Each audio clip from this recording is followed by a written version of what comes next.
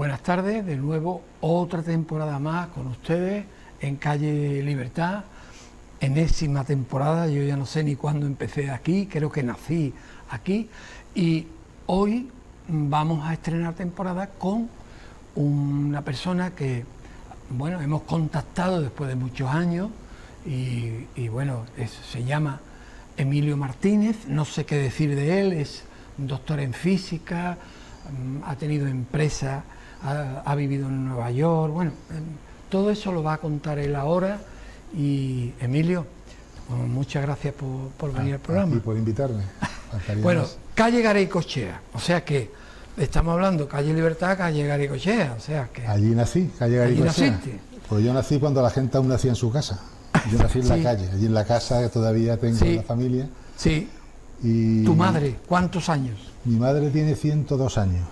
102 años. Y en la casa vive mi madre de 102 años y mi tía que va a cumplir 101 ahora. O sea que es una casa que por lo menos aguanta bien la gente y los años, vamos, tan estupendamente.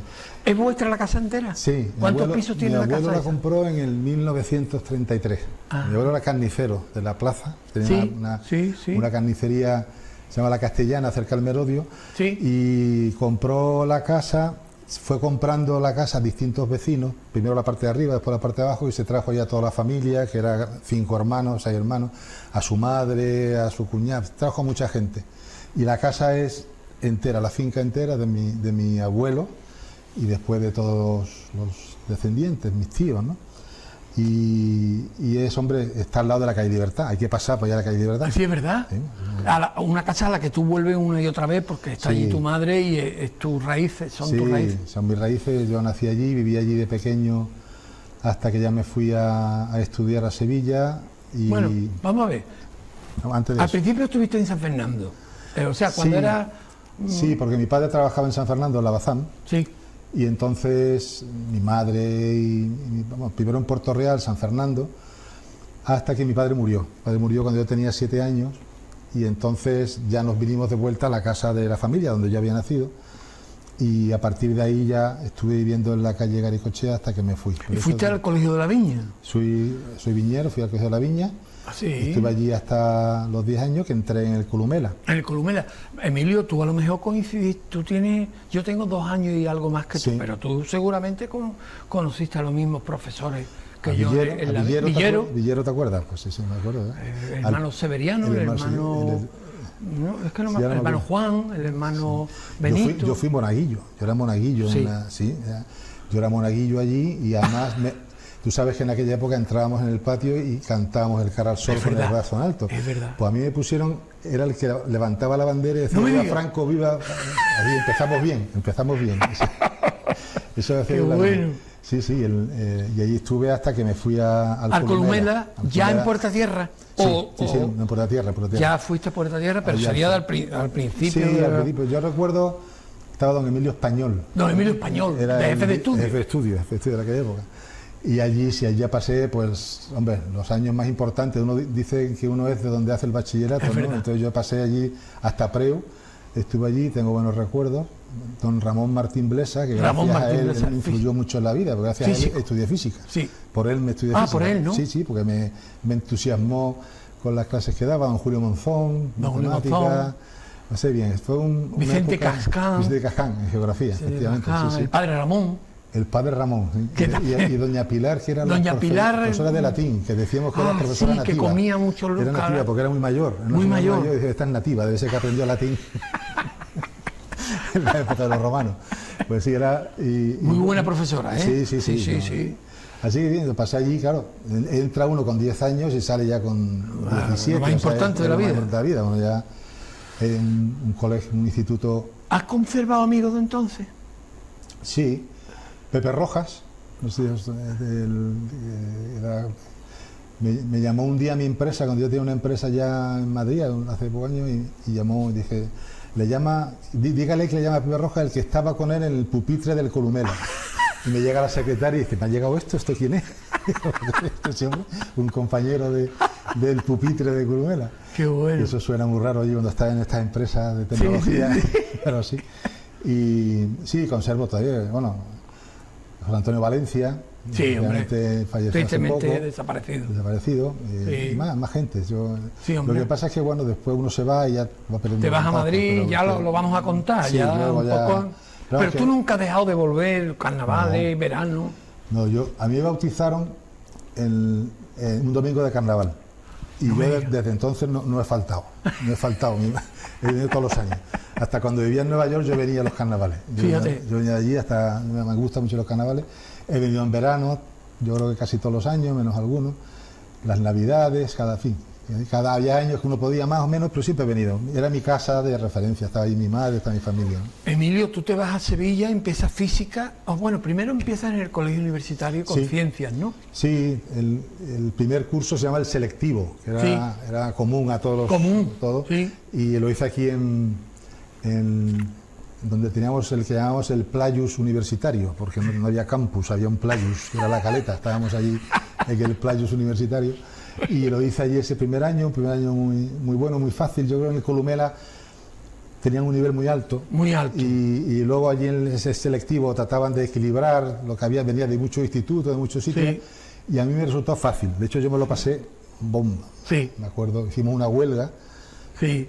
Yo recuerdo que montamos la huelga, eso es de película, pero es verdad. Entonces nos fuimos todos a Sevilla a preguntar por qué era la huelga, porque no lo sabíamos. Era una época donde uno no tenía información, pero nos habían dicho que se habían puesto en huelga todos, nosotros también. ¿Huelga? Cogimos una moto y nos fuimos a ver esto, ¿por qué? ¿Cuál es el motivo de la huelga? Ya vinimos y lo informamos.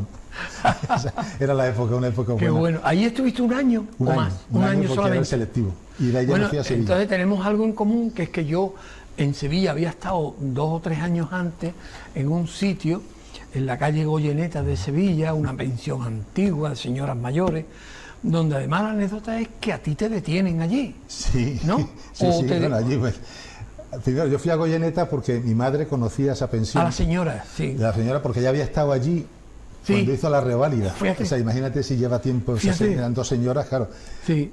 Yo recuerdo que venían de Cuba, me parece. Yo me acuerdo que contaban los barquitos que tenían de una naviera o algo así. Sí. Entonces, coincidimos allí, a José Ramón Ripoll, que tú lo conoces, mi hermano, en Goyeneta.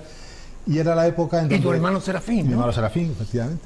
Y era la época en donde yo ya había empezado a meterme en los comités universitarios... Política. En política. Antifranquismo. Antifranquismo más que política, porque era antifranquismo. Sí. Y un día pues decidimos, si había que repartir una propaganda, que entonces era propaganda ilegal, decidimos hacerlo delante del correo, si allí había secretas, y al final me detuvieron. Y claro, las pobres señoras que estaban en la pensión de Goyeneta me ven a aparecer a las 3 de la mañana esposado con 2 policías a hacer un registro de la pensión. Tú imagínate, tú que las conoces, lo que para ellos fue aquella. Súper religiosa. Muy religiosa, sí. Entonces hicieron allí un registro, no encontraron nada, afortunadamente. Había, pero no lo encontraron. Y nada, pues ya no volví a la pensión. Claro, la señora ya le dijeron a mi madre que eso había sido un impacto muy fuerte para ellas.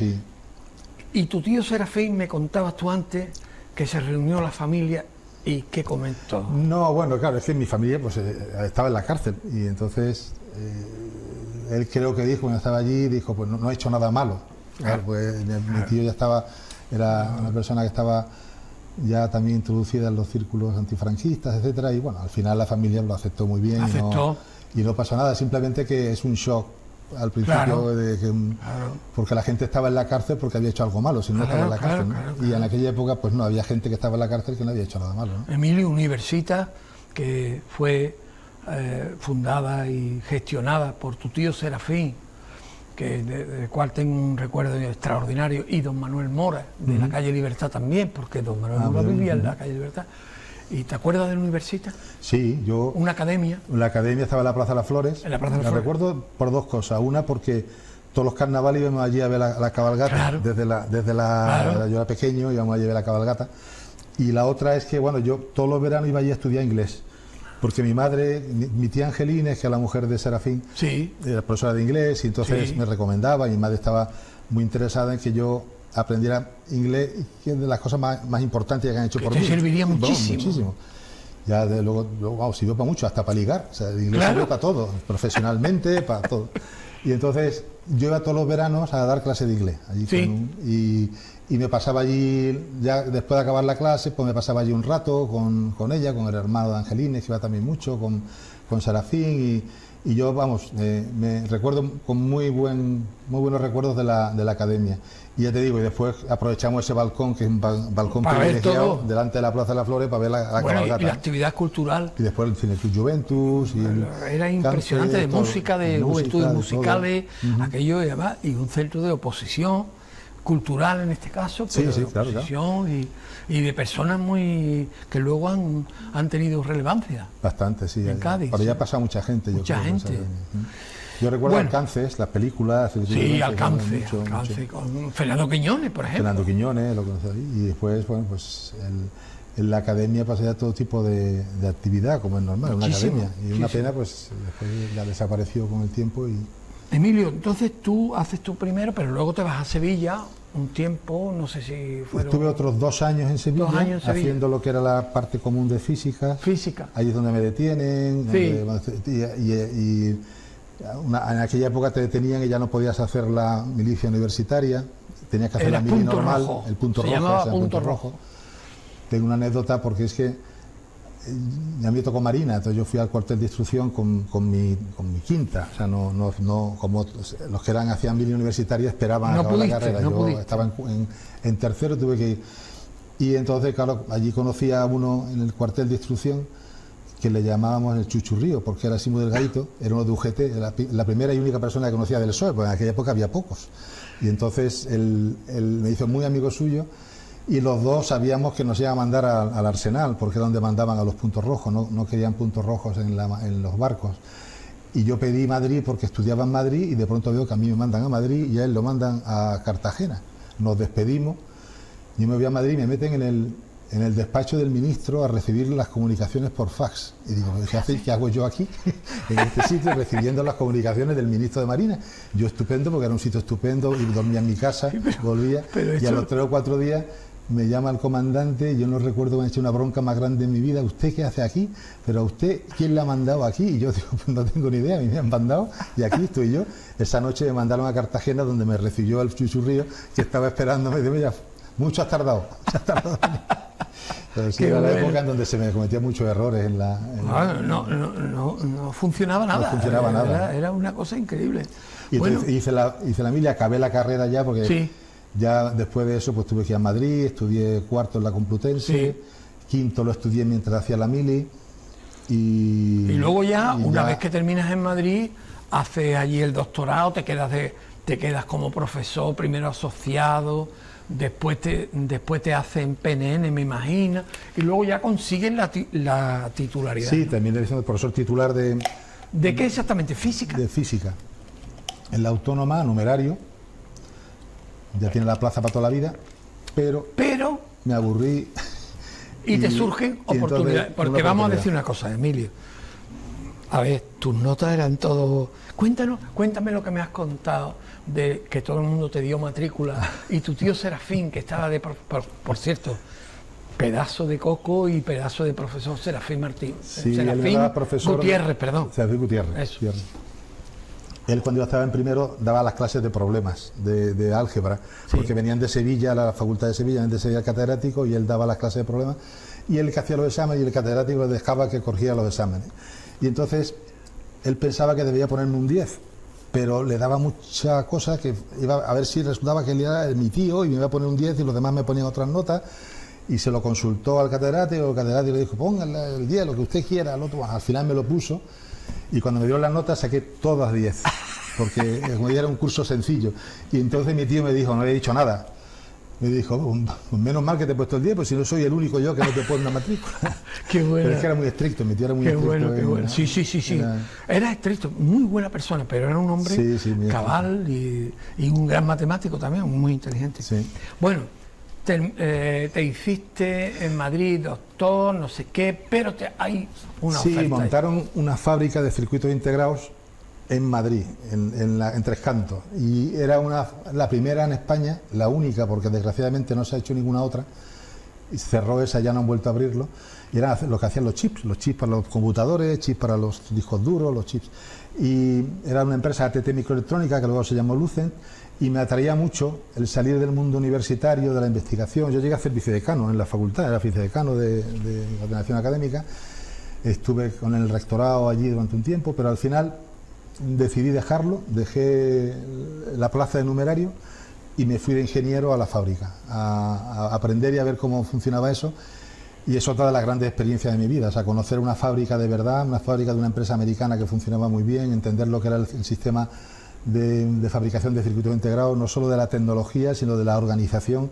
Yo llegué a ser el director técnico que llevaba mil y pico de personas, entre operarios, ingenieros, y la verdad es que es una experiencia vital importante. O sea, te das cuenta de que esas cosas hay que vivirlas para entenderlas. Claro. Las empresas grandes funcionan y ahora ya son totalmente distintas, pero en aquella época, porque tienen mucha experiencia en organizar montones de recursos para conseguir que las cosas funcionen bien, salgan bien, tienen muchos incentivos, la gente está contenta, la gente funcionaba allí, todavía se reúne gente de aquella época para recordar la época que vivimos tan bonita, que después te vas a distintas empresas y después puedes tener experiencias más o menos malas. Pero ahí lo pasaba muy bien y aprendí, claro, pues lo que es fabricar un circuito integrado de primer nivel mundial, ¿no? Y allí estuve, en esos 13 años que estuve, hubo 2 años que decidí coger una plaza en Nueva York. Eso es lo que te iba a decir. ¿Cómo te surge? Porque tú estás en Madrid, ¿no? Sí, sí. Yo estoy en Madrid, que es mi segunda. Y te surge Nueva York, que además tú vendes tu casa de Madrid, no sé qué, compras en Nueva York. Cuenta toda esa experiencia. Pues mira, tenían interés en llevarse a los laboratorios de investigación de Bell Labs, que donde se inventó el transistor, y donde el objetivo de mi jefe allí era tener un premio Nobel cada año. A veces lo conseguía, a veces no. Cayó un premio Nobel mientras yo estaba allí. O sea, son gente de muchísimo nivel. Y querían llevar allí a alguien con experiencia en manufactura, en fábrica, que le bajara un poco, no los humos, pero sí el nivel de abstracción en que estaba haciéndose la investigación en aquel momento. Como yo tenía experiencia en investigación, había hecho un doctorado, me identificaron a nivel mundial como una de las personas que podía hacerlo, me lo ofrecieron y sabes cómo yo soy, dije, pues vamos para allá. Dejé la plaza en la fábrica porque tuve que dejarla, o sea, la antigüedad y todo. Bueno, antes había dejado de ser funcionario, no sé qué, nadie lo entendía. Entonces, no, eso no entendía nadie, sin entender. Y después dejé la plaza y me hicieron un contrato en Estados Unidos, un contrato que yo me acuerdo cuando vi lo que me pagaban, digo, hostia, ya vivir de puta madre. Claro, no me daba cuenta que con lo que me pagaban, que estaba muy bien, podía vivir como yo vivía en Madrid, porque vivir en Nueva York en aquella época pues te costaba como el doble de lo que te podía. Claro. Y bueno, me pasé 2 años allí, también otra experiencia vital, primero conocer Estados Unidos, el sistema americano, que con la experiencia que yo tenía, que era de otro tipo y que no hemos hablado, pero que, bueno, sí hemos hablado, que era más bien cercano a la izquierda tradicional española, pues tuve ya la experiencia de conocer lo que era Estados Unidos, lo que es el sistema, cómo funciona, la gente, las empresas, el personal y después Nueva York, que Nueva York es una experiencia vital también muy grande. Allí me hice buenos amigos, conocí el mundo del latino de Nueva York a través de amigos míos de Puerto Rico. O sea, y la verdad es que me lo pasé bien y además aprendí bastante. Gran parte de muchos cambios que he tenido yo en mi forma de pensar acerca de la economía y de la estructura social vienen de la experiencia americana. Es decir, oye, es que lo que me han contado era solo un poquito. Hay muchas cosas que tienes que entender cuando lo vives, cuando ves cómo funciona una empresa de verdad. Y yo viví mucho en aquella época. Fueron 2 años nada más. Después lo que pasa es que, claro, seguía trabajando con Estados Unidos y luego he vuelto allí muchas veces porque mi empresa, bueno, eso no hemos hablado, pero lo siguiente que hice después de otros 13 años en esa fábrica, me surgió otra cosa y me surgió montar una empresa por mi cuenta. ¿Por tu cuenta? Tú montaste una empresa con un colega de allí del Lucent, y trayendo tecnología de la Complutense, que era una tecnología nueva, distinta, moderna, que consistía en poder identificar a alguien cuando habla. Teníamos un modelo de voz, igual que una huella dactilar, sabes quién es, porque si tienes la huella dactilar puedes ponerla. Tenían una tecnología bastante buena, que funcionaba bien, pero que a nivel universitario no podían ya hacer nada más con ella. Me acuerdo que un poco la historia completa es que cuando Anabel Segura trajeron a un experto alemán a la Guardia Civil a trabajar en una grabación que tenían ellos de la voz, y el experto vio la tecnología que tenían ellos de la Complutense y empezó a hacerla famosa en Europa, pero la Complutense no tenía manera de productizar aquello, de convertirlo en un producto. Entonces yo tenía muchas ganas de meterme en una empresa por mi cuenta vi la tecnología con un compañero que fue el que realmente conocía la tecnología y montamos la empresa. Éramos 3 en mi casa, así empezamos. O sea, identificabais si realmente esa persona. Era la voz, lo cual tiene unas aplicaciones policiales de todo tipo. La primera aplicación fue policial, se utilizaba como prueba en juicios y, por ejemplo, salían, pues no sé, un vídeo con gente con la cara tapada hablando y se tenía la voz de alguien de antes de una conversación telefónica, podía saber quién era cada uno de ellos. Era una cosa muy, muy importante. Después lo utilizó mucho también en seguridad bancaria para evitar fraudes. Y bueno, ya hay... las aplicaciones son inmensas. De todo hay tipo. un ejemplo en Francia del ministro de Finanzas que nosotros ya se la habíamos vendido a la policía francesa, ya la tenía la policía francesa en Lyon, y el ministro de Finanzas le pillaron una vez en una conversación telefónica que él decía que tenía una cuenta en Suiza. Es una cosa bastante poco agradable para un ministro de Finanzas decir una cuenta, y él negó que ese fuera él, y la policía francesa, utilizando nuestro sistema, presentó un informe diciendo que sí, que esa voz era suya, según la biometría de voz de un grupo español que tenía esa... Nos hicimos famosos en toda Francia, vendimos un montón. Qué bueno. Y se ha utilizado para muchas cosas la tecnología. Y al final la vendimos a 2 empresas, la partimos por la mitad, vendimos un trozo a una, otra.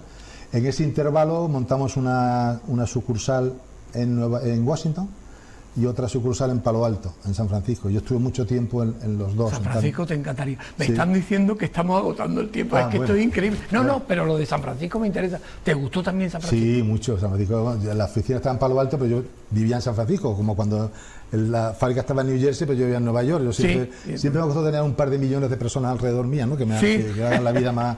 Y San Francisco, la verdad es que me encantó como ciudad. Ahora ya creo que ha bajado muchas cosas, desgraciadamente, pero el tema de la droga y tal, pero me ha gustado muchísimo. He vivido mucho allí. Emilio, es que se nos pasa el tiempo. ¿Tú has visto cómo se pasa el tiempo? Sí, que es increíble. Es que he hablado mucho, entonces, he hablado demasiado. Sé que de vez en cuando vienes por Cádiz, nos veremos seguro igual que hoy, y bueno, yo creo que es una vida súper interesante la que has tenido, y me ha alegrado un montón de haberte visto de nuevo después de tantos años y de que hayas venido al programa. Y yo de que me invitaras, de poder charlar un poquito, y podemos charlar más otro día que tengamos más tiempo. Claro que sí. Venga, Emilio, pues muchas gracias. Gracias a ti. Hasta luego. A ustedes, pues nada, muchas gracias por estar ahí, y hasta el próximo programa, pues buenas tardes.